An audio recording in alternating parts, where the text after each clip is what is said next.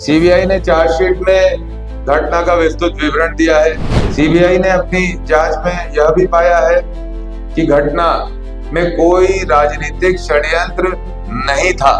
भाजपा सांप्रदायिकता फैलाती है और वो अपने झूठे आरोपों में कहीं ना कहीं सफल भी हुई। उप मुख्यमंत्री अरुण साव में जरा भी नैतिकता हो तो उन्हें इस्तीफा देना चाहिए और जनता से माफी मांगना चाहिए। Bharatiya Janata party ED CBI को अपना पॉलिटिकल टूल बनाकर इस्तेमाल करती है। मैं आज भी पॉलिटिकल टूल बना के वो क्या करती है, रेड्स करती है, दबाव बनाती है, जेल में डाल देती है। बीरनपुर मामले का इस्तेमाल करके ये सरकार लेके आ गई। चाय वाय मंगाओ, बढ़िया बातें करेंगे, बहुत दिनों बाद तो मिले।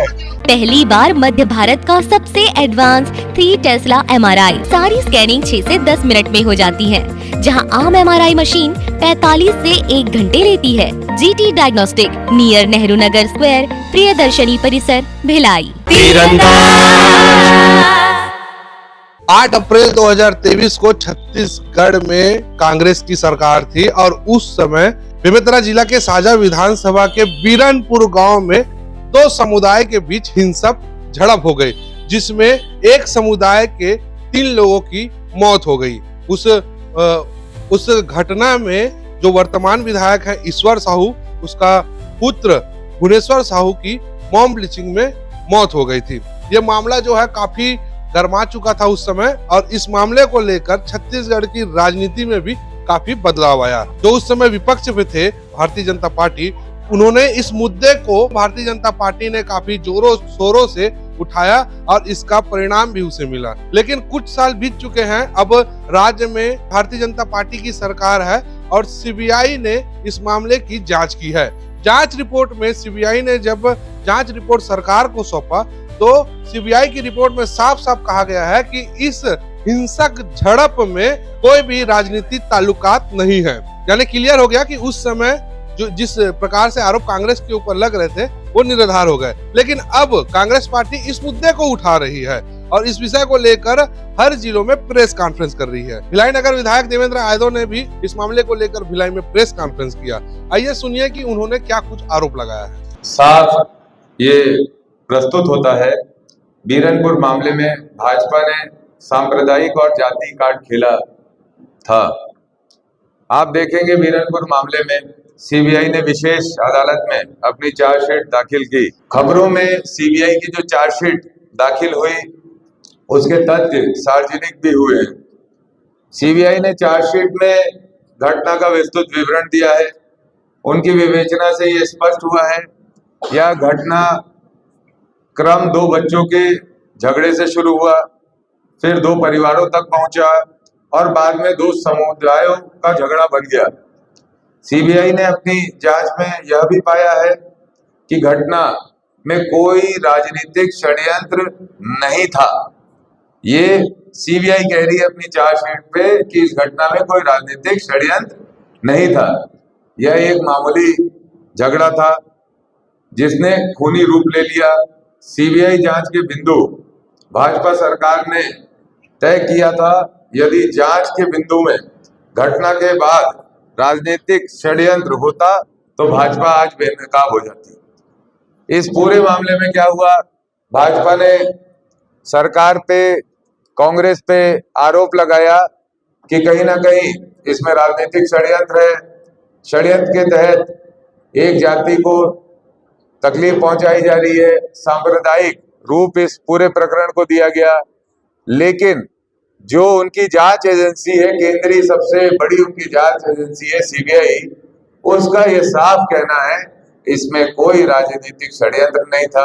ये 2 बच्चों की लड़ाई थी जो 2 परिवारों तक पहुंची, बाद में उसको समुदायों तक पहुंचाया गया। तो कहने की ये बात है कि भाजपा झूठे आरोप लगाती है, भाजपा सांप्रदायिकता फैलाती है और वो अपने झूठे आरोपों में कहीं ना कहीं सफल भी हुई। उसने पहले सांप्रदायिक माहौल बनाया, कहा राजनीतिक षड्यंत्र के तहत हत्या की गई। इसके बाद प्रदेश को सांप्रदायिकता के आधार पर बांटने की कोशिश की, टिकट देकर चुनाव भी लड़वा दिया।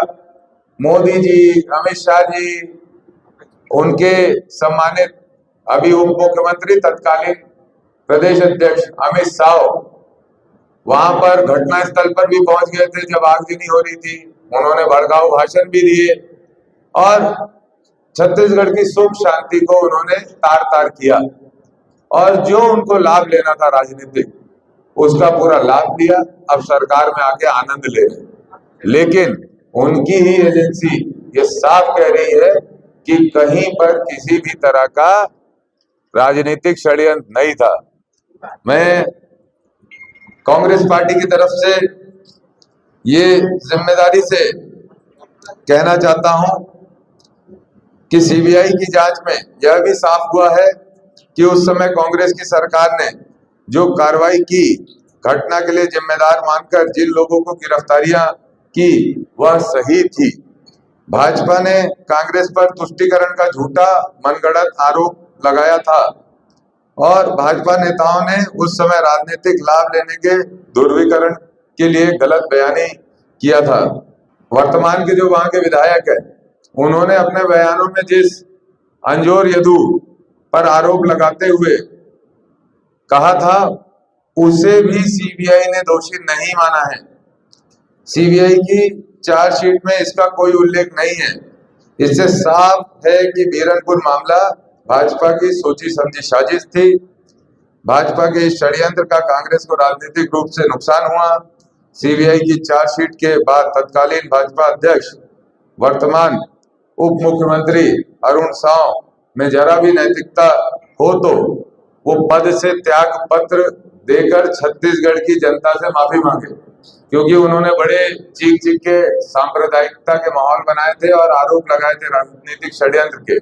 उन्हें इस्तीफा देना चाहिए और जनता से माफी मांगना चाहिए और प्रधानमंत्री नरेंद्र मोदी साहब को, केंद्रीय मंत्री अमित शाह जी को जो भाषण उन्होंने चुनाव के समय उपयोग किए थे, सांप्रदायिक भाषा का इस्तेमाल किया था, उसके लिए छत्तीसगढ़ की जनता से माफी मांगना चाहिए। ये कांग्रेस पार्टी प्रेस कॉन्फ्रेंस करके आप लोगों के माध्यम से उनसे अपील करती है। धन्यवाद। क्या आप मानते हैं भारतीय जनता पार्टी के साथ चुनाव जीतती और मामले को लेकर आगे बढ़ती है? देखिए, ऐसा है कि ये एक स्ट्रेटेजी में चलते हैं। ये जनता की भावनाओं को ज्यादा देखते नहीं है। इनको पता है कि वोटर लिस्ट में वोट काट दो, वोट चोरी कर लो, इनको पता है हिंदू मुस्लिम कर दो और इसके बाद चुनाव जीत लो। तो ये लगातार करते करते अब 11 साल निकाल दिए। 11 साल में ना अच्छे दिन आए हैं, ना 15 लाख आया है। अब तो ये धीरे धीरे करके यू टर्न सरकार हो गई है। मोदी जी जो कहते हैं, राहुल जी की बात को अंतिम अथवा उनको मानना पड़ता है। राहुल जी ने कहा जीएसटी गलत है, 18% जीएसटी ठीक रहेगी, यूनिफाइड। बिल्कुल सांप्रदायिकता फैलाने वाली पार्टी है। आप लोग जो जीएसटी का मुद्दा बार बार उठाते हैं और जो वोट चोरी का, इसको लेकर के आप लोग कोर्ट में क्यों नहीं जाते? न्यायालय में जाइए।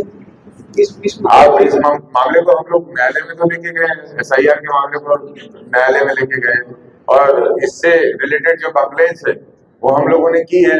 अब इसमें जो हमारा इलेक्शन कमीशन है उसको स्पष्टता देनी है, लेकिन वो प्रेस कॉन्फ्रेंस देके पॉलिटिकल बातें करते हैं, केवल उस पर कोई स्पष्टता नहीं देते। इस पे बात करना चाहता हूँ मैं विषय पे। बीरनपुर में विधायक जी कितने आरोपी थे और वो किसके सांप्रदायिक से ताल्लुकात रखते हैं?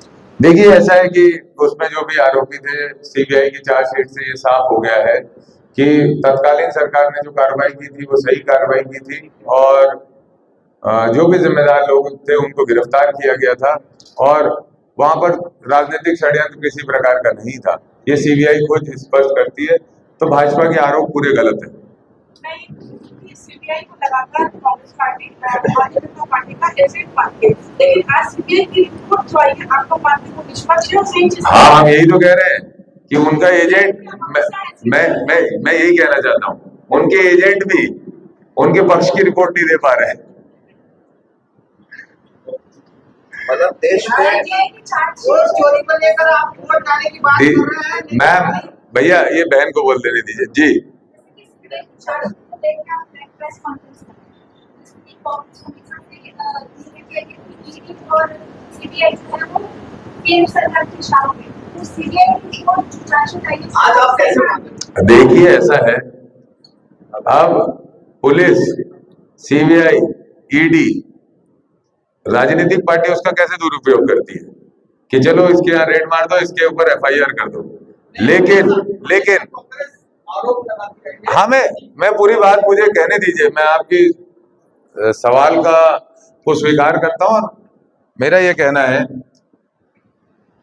राजनीतिक party Bharatiya Janata party ED CBI को अपना पॉलिटिकल टूल बनाकर इस्तेमाल करती है। मैं आज भी माइक से आप लोगों के सामने मीडिया में स्पष्ट कह रहा हूं, पॉलिटिकल टूल बना के वो क्या करती है, रेड्स करती है, दबाव बनाती है, जेल में डाल देती है, एफआईआर करती है।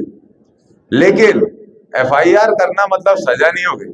आप देख लें, ईडी ने एक दस्तावेज लोकसभा में आए थे, सवाल लगा था, उसमें ये साफ हुआ है कि पिछले समय में जितने भी ईडी के केसेस रजिस्टर्ड किए गए उसमें केवल 2% केसेस में ही कन्विक्टेड हुए लोग, बाकी सब केसेस समय से खत्म हो गए। तो इसलिए हम कहते हैं पॉलिटिकल टूल है। आज सीबीआई एफआईआर कर देगी, ईडी किसी के यहाँ रेड मार देगी, एफआईआर कर देगी, वो व्यक्ति तो 1 साल 1.5 साल के लिए जेल चला गया, वो तो डर जाएगा जेल जाने से, वो उनके टूल बन जाता है। लेकिन सत्यता सामने आने में समय लगता है।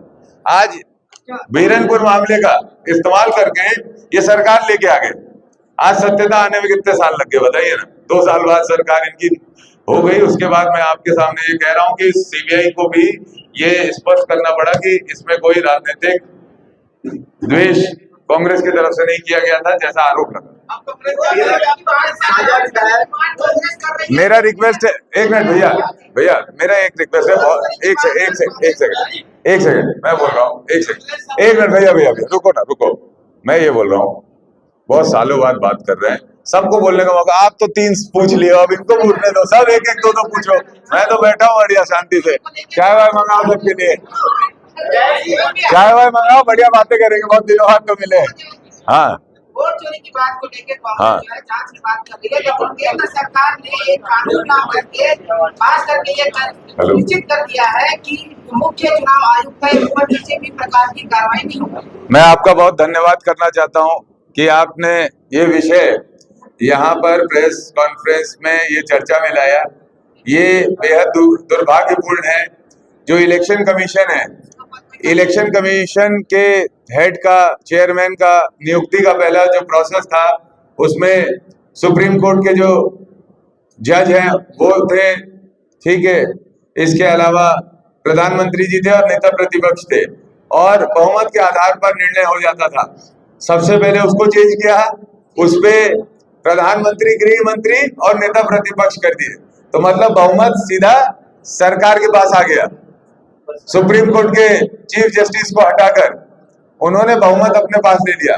दूसरा, भविष्य में भी वो उनके लोग जो इसी में जिनको वो बैठा रहे हैं, उनको कोई तकलीफ ना हो, इसलिए पिछले दरवाजे से 2023 में इन्होंने एक कानून लाया जिसमें ये स्पष्ट हो गया कि इलेक्शन कमिश्नर के ऊपर कभी कोई वैधानिक कार्रवाई नहीं हो सकती। तो आप ही समझिए, ये संविधान या लोकतंत्र के लिए उचित है कि अनुचित है। अब ये वही बात हो गई कि प्रेस क्लब में चुनाव होगा, रिजल्ट प्रेस क्लब छोड़ देते हैं।